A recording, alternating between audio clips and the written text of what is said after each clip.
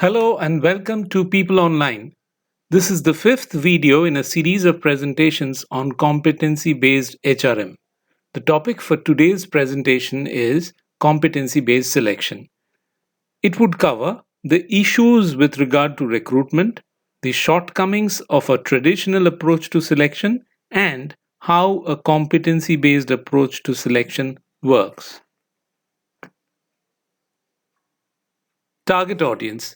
The target audience for this series of presentations would include students of MBA HR, industry practitioners who would like to implement competency-based HRM, and industry practitioners who would like to get the best out of an existing model. Contents. We would be covering issues with regard to selection, traditional approach to selection, competency-based approach, popular tools for competency-based selection, and a case study. Issues with regard to selection. Two kinds of errors can creep in. A. The right candidate gets rejected. And B. The wrong candidate gets selected. The cost of wrong hiring can be sizable. Traditional approach to selection. Main concern area would center around: can the person do the job? Is he or she familiar with the industry? Are his or her current duties in alignment with the duties and responsibilities in the job description? Are his or her current responsibilities match the responsibilities in the job description in terms of size or volume? Peripheral concern areas. How good he is at his work, or how good she is at her work. Main achievements, recognitions, and maybe even failures. Remote peripheral concern area. What sort of a person is she or he? Strengths and weaknesses, aspirations and ambitions, values and attitude.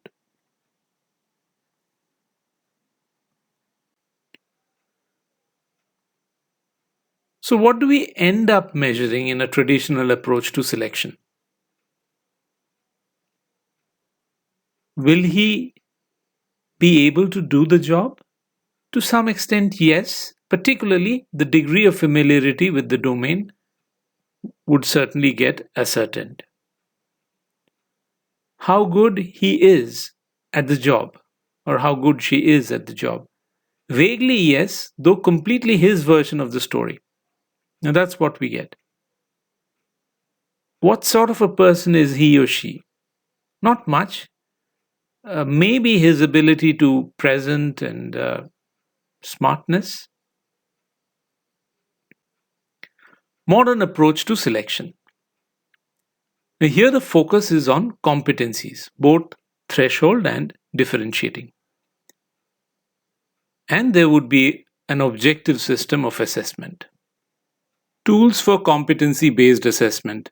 Now we have a table here and we need to look at it carefully. So on the left we have aspect. So we have skill, we have knowledge, we have the personality related factors like self-image, attitude, values, core motives, and traits. In the middle, we see means for measurement. How do we measure these aspects? And then on the right, we have when to administer, in the sense when do we do the measurement. Let's look at skill. So skill can be measured by using practice-related questions, case studies, simulations. And this can happen during the personal interview. Knowledge could be judged by theory-related questions either during the personal interview or there could be a written test. And the personality-related factors could be measured through psychometric tests. So we have personality tests, for example, workplace big five. Then you have aptitude tests. There could be FIROB, MBTI, TAT, and the list just goes on. TAT is thematic perception test. And then uh, the psychometric test could be a part of the written test. Okay, and we have another option. Instead of psychometric test, we could use BEI.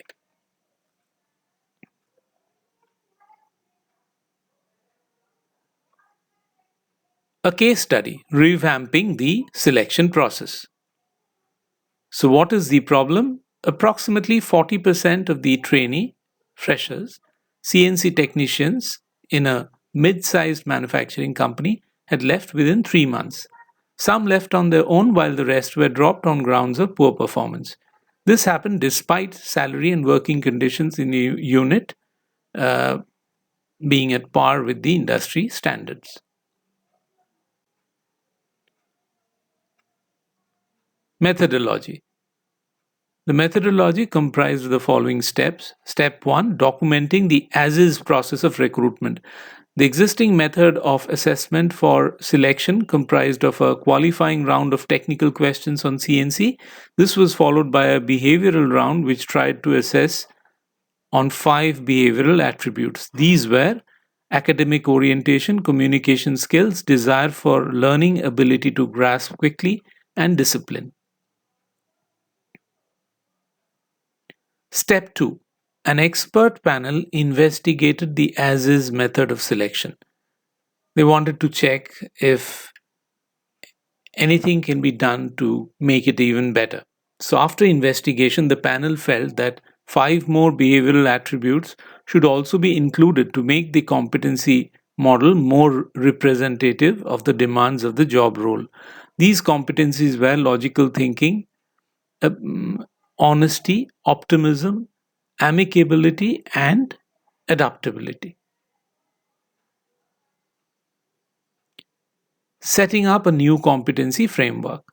So, accordingly, a provisional competency framework comprising of 10 attributes, the 5 attributes which were there earlier on, and then we added 5 more to make it 10. Step 4, drawing up samples from existing CNC workmen. From the group of existing CNC technicians, samples of 6 exemplary and 8 adequate performers, all of whom had joined the company in the last 1 year and have had at least one round of 6 monthly appraisal. The criterion for deciding whether an employee was an exemplary or an adequate performer was the performance rating filled in by their immediate supervisor at the time of confirmation. Step 5, a mock interview was staged for the samples of workmen. The 14 subjects underwent a round of mock interview and got their capability assessed with respect to the provisional competency framework comprising of 10 attributes. The interview was run like an assessment center with the subjects being given various tasks to perform, which range from solving problems to verbalizing their responses to simulated situations.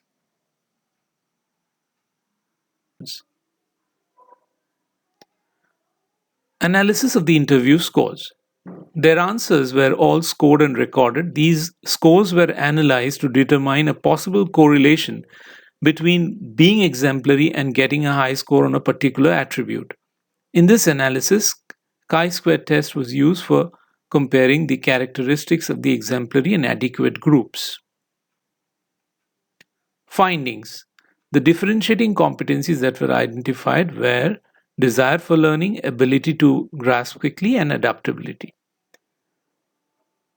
Recommendations. In subsequent interviews held for selecting CNC technicians, these competencies became the basis for evaluation. This was on the basis of the recommendation. Results.